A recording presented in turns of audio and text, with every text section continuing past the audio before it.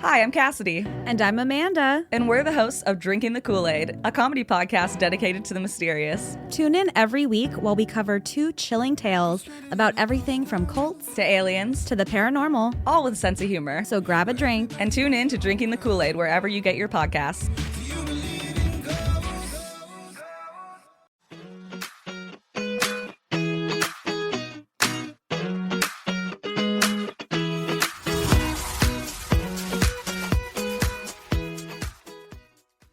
Welcome to DOCUFILES. I'm Natalie.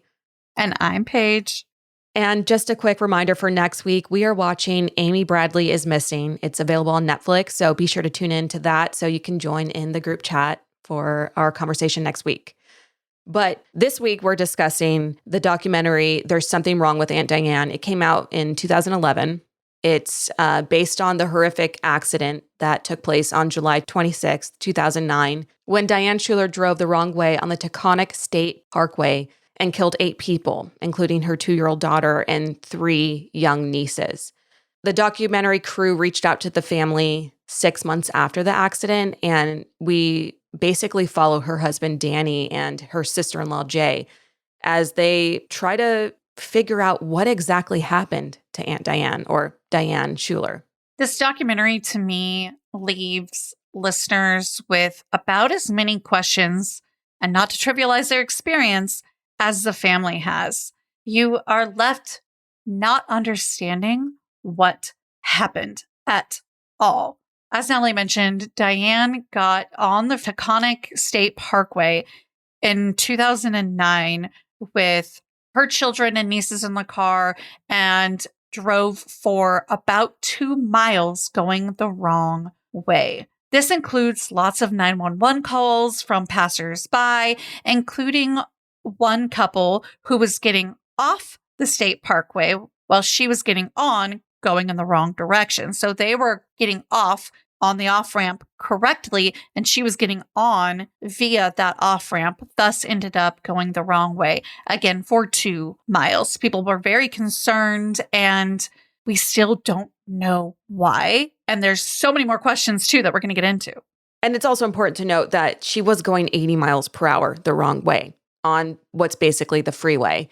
Like you mentioned, countless people were able to avoid collision by veering into the side of the road the other way because she was dead set on going where she was going. She never veered. It was basically, one of them described it as a game of chicken, where one person suggests or alleges that it appeared she was ready to kill herself. She was dead set on where she was going. And the car she ended up colliding with was a car that had 3 gentlemen in it, a 49-year-old man, a man in his 80s who was his father, and then another man in his 70s. All unfortunately did perish. As Natalie mentioned, 8 individuals died as a result of this car accident. And the reason they weren't able to veer out of the way is because she struck them going around a blind corner at 80 miles per hour. They didn't have a chance. They didn't see it coming. And the collision that took place was catastrophic. The minivan that she was driving became airborne. It eventually caught on fire. A lot of the individuals in the car, the children among them, were flung from the vehicle. It's described as the worst car accident, traffic collision in that area in the last 90 years. That's how catastrophic it was. Honestly, it probably still is one of the worst scenes and accidents that has ever happened in that area. Unfortunately, as I also mentioned, the family really doesn't have a lot of answers. And when they do get answers, it only leads to more questions. One of the most concerning things, and we have discussed this documentary on TikTok before, and let me tell you, that video went viral. It might have been our first viral video. I was going to say, I actually Not that we have a lot of them. I went back and looked at it because I was curious. You know, once you've been on TikTok for a while, you see so many videos and it's hard to remember when one was made, when you saw one. So that was the first viral video we had, and I made it back in 2022. So it's been a minute since we posted about it. I mean, it was talking about this 2011 documentary, because even though the case happened in 2009, the documentary crew connected with the family 6 months later. By the time it came out, it was 2011. So like you said, this is a decade and a half old. but it's still a conversation that people are having because it's so shocking. And it leaves so many questions, as you said. And here's one of them that I was starting to allude to is that when the family got results back for, let's call it toxicology, it was showing alcohol and substances in Diane's system. But these are things that she did not really use. She was known to have like smoked a little marijuana, and they're all open about that. But drinking and like using substances and then getting behind a wheel, especially with children of her own and her blood related nieces via her brother, that was not in her character. She was actually known to be a bit straight laced. More than just one person talks about this in the documentary of like, Diane wouldn't have done this, to the point where her sister-in-law on her husband's side, her husband's brother has a wife and she's very involved in this case. She supports Diane's husband a lot. And she was so adamant that there's just no way that Diane would have had 10 drinks in her system. This is almost a whole soda can full of alcohol that was in Diane's system that these results were coming back with. And they were so adamant that this just was not Diane, especially with drinking, that they wanted another look at this test. They wanted the test to be run again.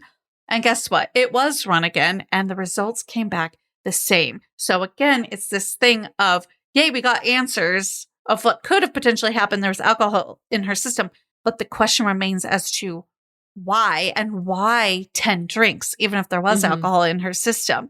It all kind of goes back, or a lot of questions surround this tooth of Diane's. She had some tooth pain going on, and it was kind of hard to understand exactly what was going on with that tooth. She would kind of hold her jaw a little bit, but yet some people say they didn't know she was in pain. Other people say, yeah, they kind of knew she was, but she was kind of putting up with it. So you just have all these questions of like, what was going on? Did she accidentally drink alcohol thinking it was water? It literally came down to that question. Did she accidentally drink alcohol in some other kind of container? But I feel like, how could that be mistaken by her husband of like, oh yeah, I kept some vodka because the bottle broke in this thing. Maybe she drank that, got behind the wheel, and then it hit her and she didn't know. But it's like, you would taste that. I don't know. I think, if I'm being honest, as a viewer, it was clear that Danny and Jay, who is the sister-in-law, and I'm glad that you explained her relation, because even though this is not the first time that I've watched it, it was hard to figure out the relationship because we keep hearing that Jay is the sister-in-law when we know that the sister-in-law lost her children, but the sister-in-law on the other side. Right. And so I'm glad that we like clear that up for listeners who may have watched it. I had to clear it up for myself too, like where I'm like, wait a minute. It was a little confusing. Did Jay lose her kids?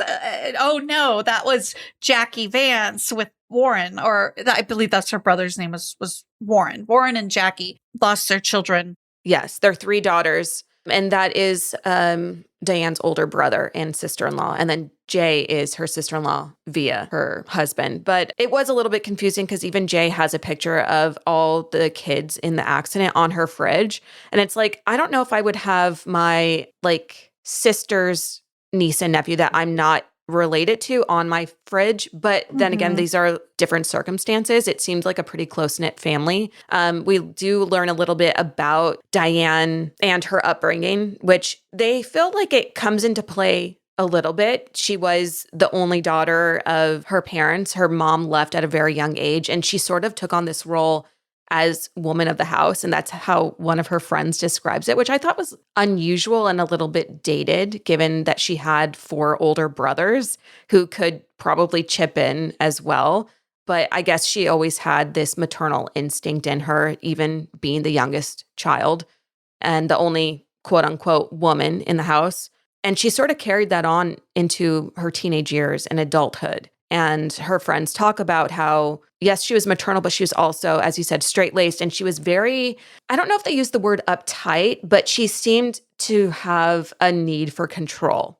And I can imagine someone who has this need for control to not be able to reconcile uncomfortable pain that she can't get rid of. And so if this abscessed tooth was a source of pain, I can imagine that she looked to many different ways of controlling it in order to not be out of control.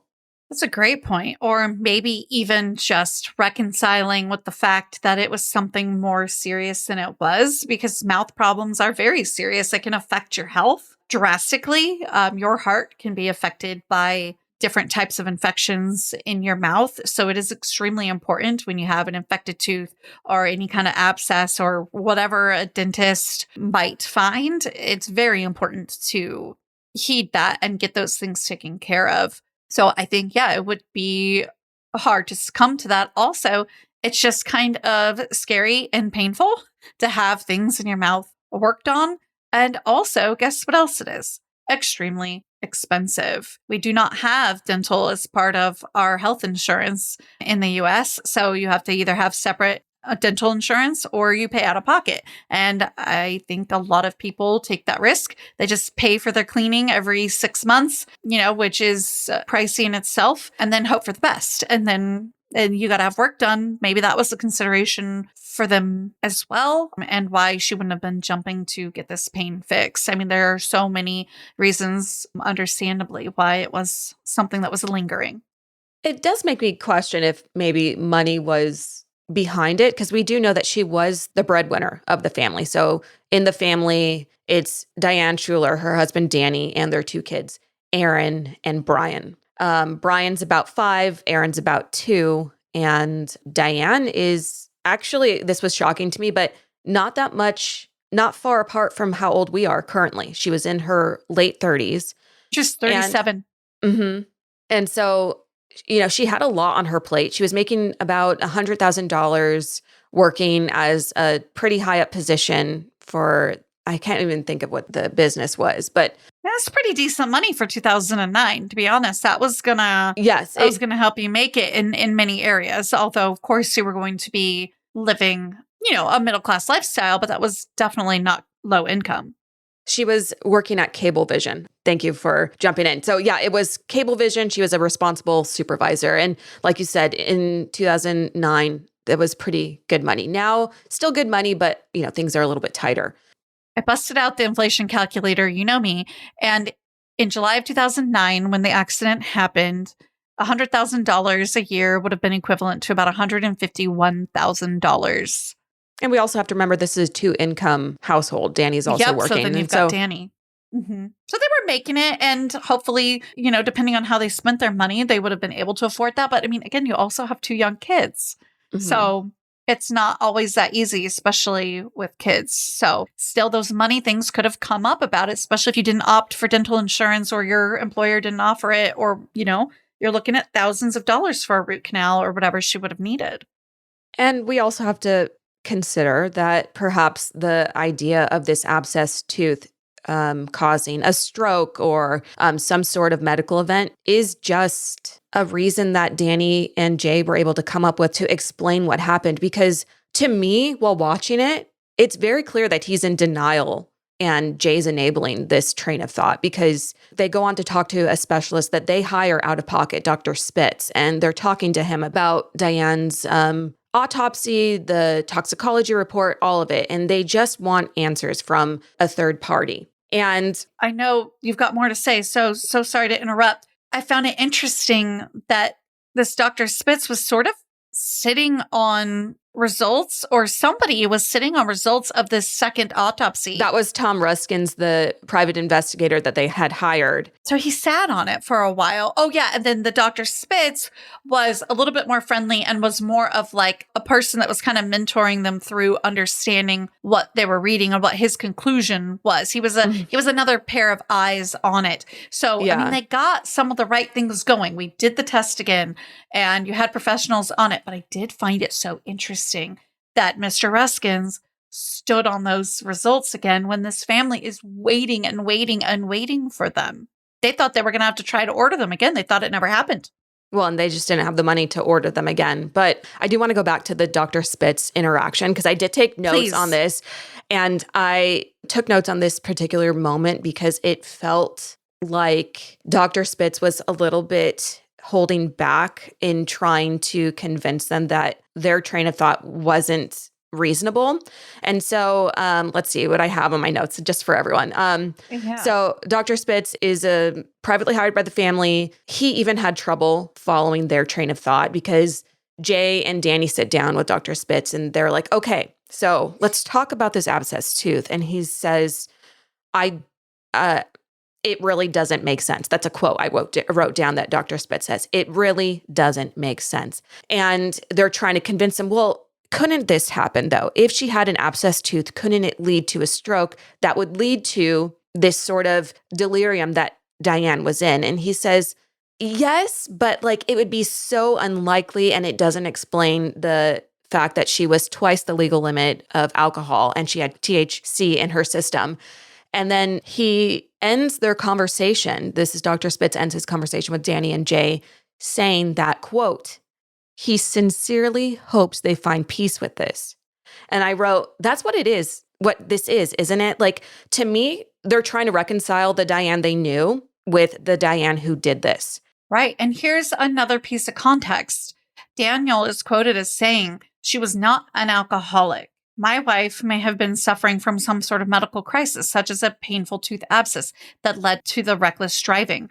I never saw her drunk since the day I met her. And they were married about 7 years at this time. But just because he never saw her drink doesn't mean she wasn't an alcoholic. And I think I do want to correct myself on that quote. I was reading a context sentence that was put in between.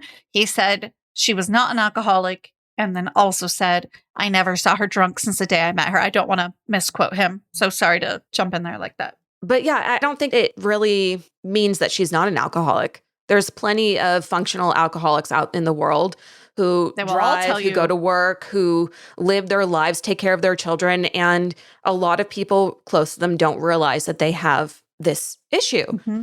And maybe she was among them. I don't know. I don't think that someone could have that level of blood alcohol content and think clearly. You know, they say like it was to a point where you start blacking out. Like that's how much alcohol was in her system. And then given the fact that she had THC in her system, that completely changes the way that the body absorbs the alcohol. Because they had a bunch of professionals talking about like what this could mean. They had someone who analyzed the toxicology reports, and she was basically saying like she had such a high level of THC in her system. It was as if she smoked and then got behind the wheel of the car right after. So this is what is so crazy is the sheer amount of everything that was in her system and then getting in the car.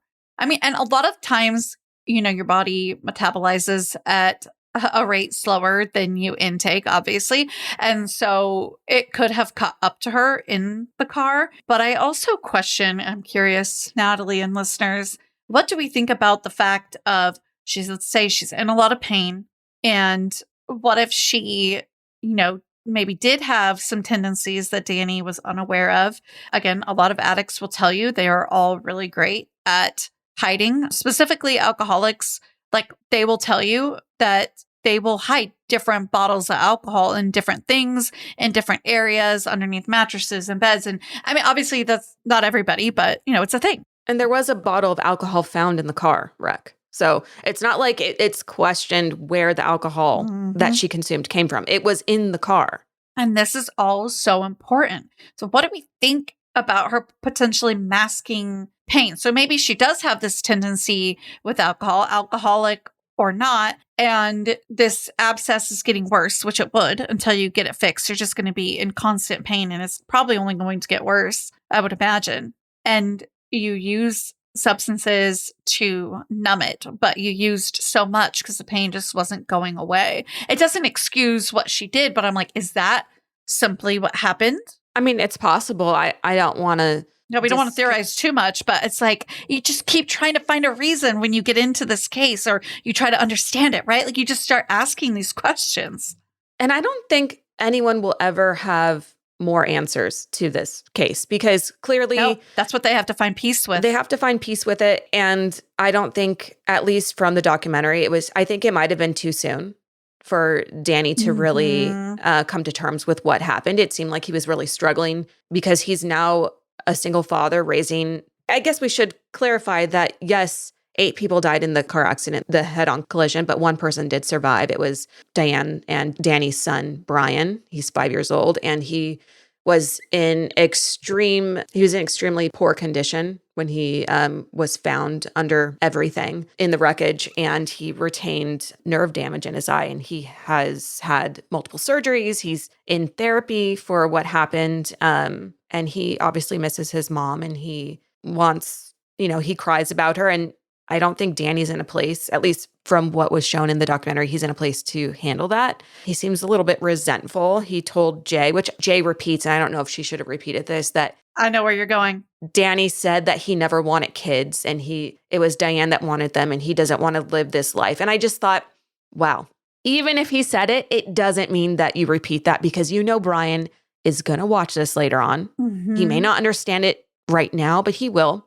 I'm sure if he watched it now and saw that his aunt said his father said that, would be heartbreaking. Absolutely. If I go into my psychology and my counseling background, I think a lot of that is the grief speaking to a certain extent, but it also could be a certain truth of, hey, she wanted to have kids more than me, and not necessarily in a negative way.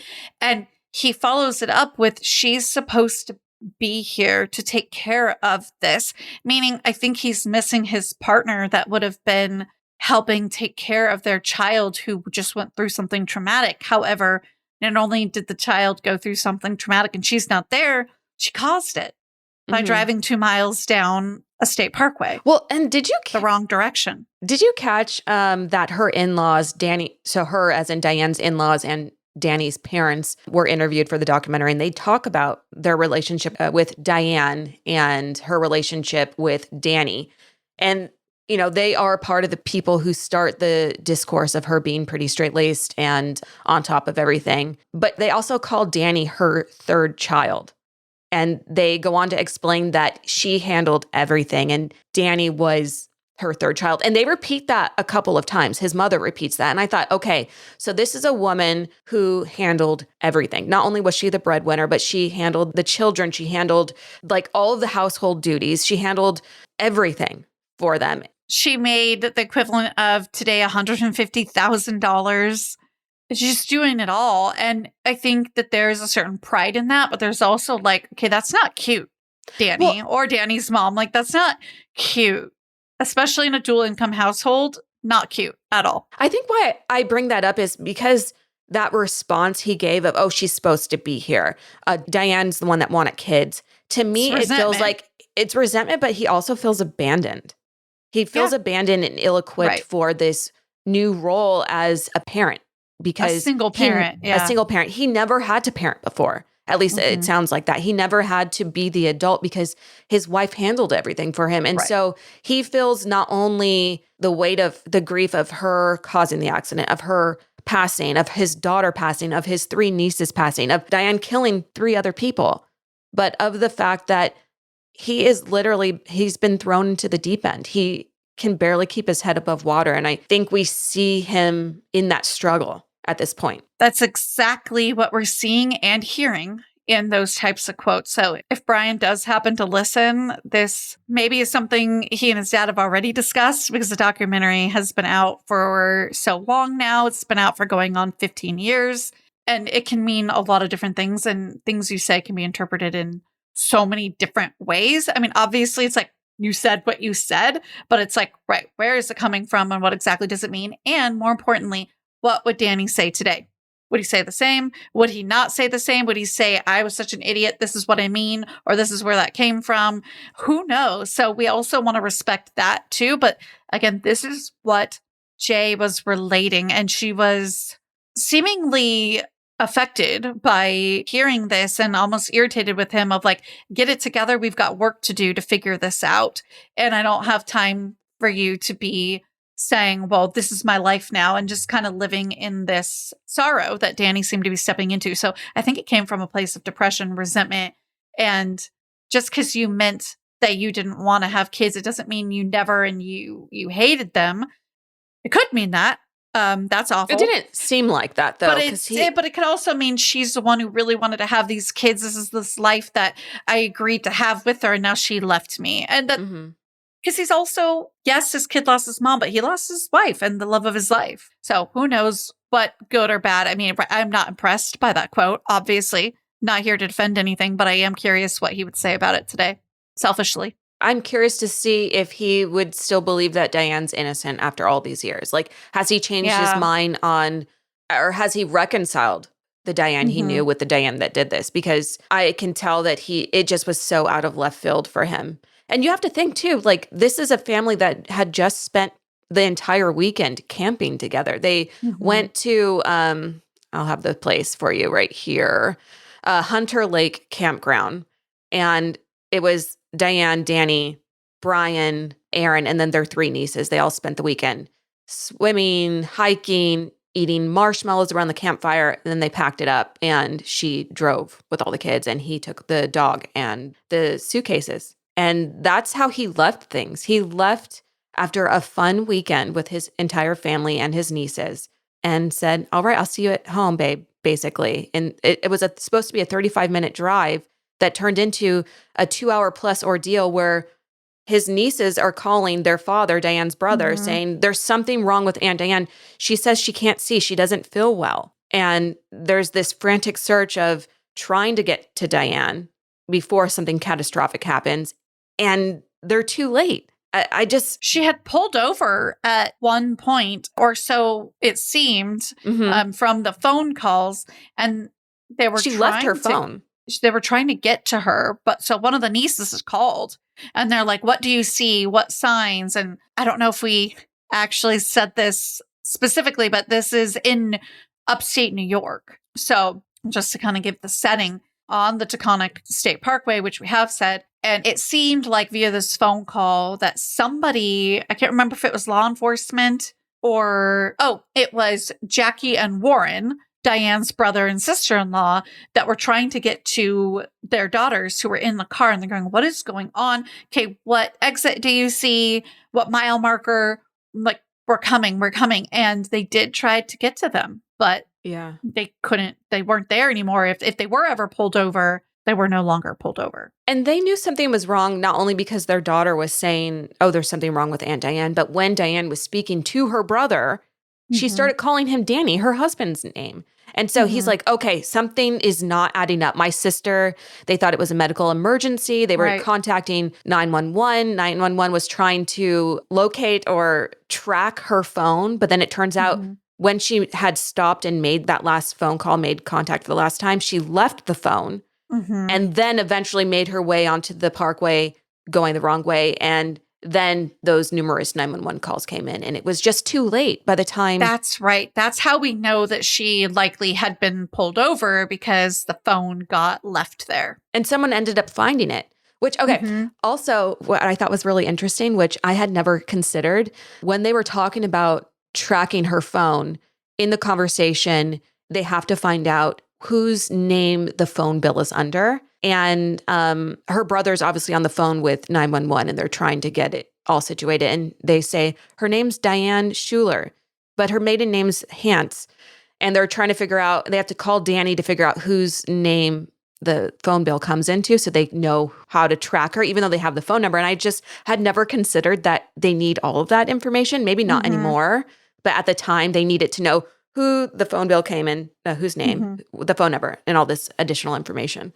That's a side tangent, but I just thought that was information I didn't know. These are things that people are unprepared for in these moments. Because guess what? I didn't know that, at least at that year, which I would have been old enough that perhaps that's something I could or should know, right? You just end up a bit more unprepared than you think in a lot of these situations, even when you try to prepare, to be honest.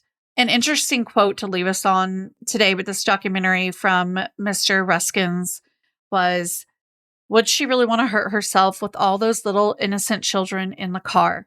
That's something I don't think we'll ever know. And that is where this gets left. The answers will never come. You're right. I don't think we'll ever know. And that's probably something that the family still struggles with today. In fact, I actually have a quote as well. Let's hear it. And it's from Jackie Hance, who told Ladies' Home Journal in 2011, people always ask how I feel about Diane. You can't imagine how complex that question is. How does a person go from being like a sister to me, adored by my girls, and cherished by my husband, to being the one who ruined our lives. And yeah, I'm sure that's something that she wakes up and thinks about every day. I do know that she went on to write a memoir called I'll See You Again. And her family did start a foundation in honor of her 3 daughters who perished in the car accident. And Jackie and Warren also went on to have another child, a girl. So they are still obviously dealing with their grief every day, but they have had a 4th daughter.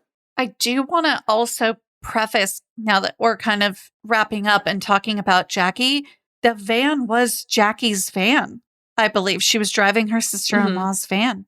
They wanted the kids to be safe. They knew that Mhm. they would be taking this camping trip. And so they wanted everyone to be comfortable. And this is how close the families were. Like, Right. they spent a lot of time That's what made me with think their... about it. So Yeah, when they she spent- said somebody who was like a sister to me, Mhm. I was like, oh my gosh, that's right. It was her van. It's horrific.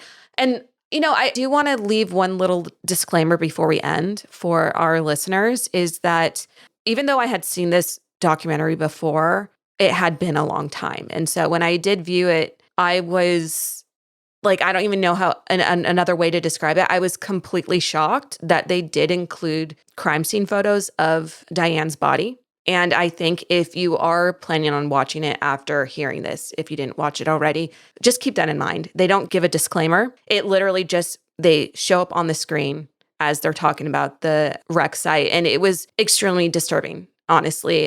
It felt, even though I had seen it already, it felt like a punch in the gut to see someone, even if she's the reason that this accident happened. It was disturbing and shocking and, in my opinion, unnecessary. So just keep that in mind. If you don't want to see that, you need to guard your heart. Like, perhaps skip past the part where they talk about the wreck site and they start showing images, because you're going to see that and it will be disturbing. It was awful to watch. You are also a mom yourself now, comparatively to the first time you watched this. Yeah, honestly, I think my mindset is so different now. Mhm. I honestly felt like crying when I saw it. And like, this is the woman who caused the accident. It doesn't mean that she needs her body shown to millions of people after she's died. I don't think anyone's remains should have been shown. I feel like they could have gotten the message across just fine without including anything. I think it furthers the trauma. It traumatizes everyone watching it, to be honest. Imagine being Brian, trying to learn a little bit more about what had happened to you via a production company that your family had entrusted all those years ago. And then you see that. It's a bit extra. It's a little callous. And yeah. It was wild considering the fact that the family did work. Well, the family, I should say, Danny and Brian appear in the documentary. Jackie and Warren don't That's right. accept to be involved with the documentary, and none of the Hans family is involved. But like, her husband and remaining living child are in the documentary, and you showed this. Right. I don't think it was... It's not the most necessary. ethical choice. No, and nothing is blurred. You see her eyes. You see everything. You see the injuries. It's just, please just keep that in mind if you're going to watch it. Yeah. I mean, some people... maybe some people don't mind. They have a stomach for that. I think I could a couple years ago, but now it's just not where I'm at anymore. Mm-hmm.